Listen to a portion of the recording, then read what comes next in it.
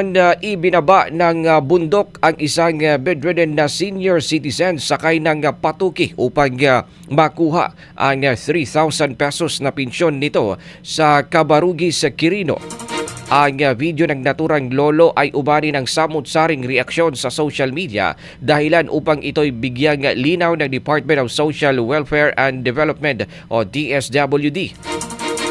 Sa panayam ng Bombo Radio kay Regional Director Lucia Alan ng DSWD Region 2, sinabi ito na agad nilang inalam ang sitwasyon matapos makita ang post habang siya ay nasa probinsya ng Quirino at nakipagpulong sa mga lokal na opisyal.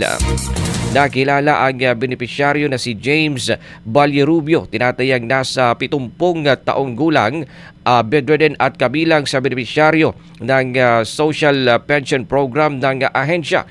Ipinaliwanag ni Alan na may nakatakdang sistema ng payout ang DSWD sa pagtulungan sa lokal na pamahalaan kung saan isinasagawa ang distribusyon kada barangay at schedule.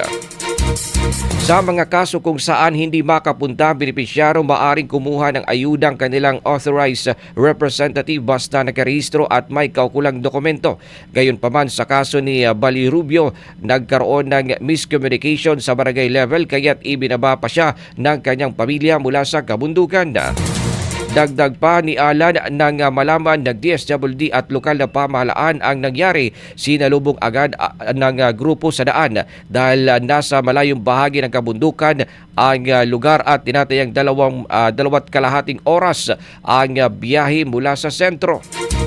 Naibigay naman ang ayuda na 3,000 pesos katumbas ng 1,000 kada buwan para sa unang quarter ng Social Pension Program.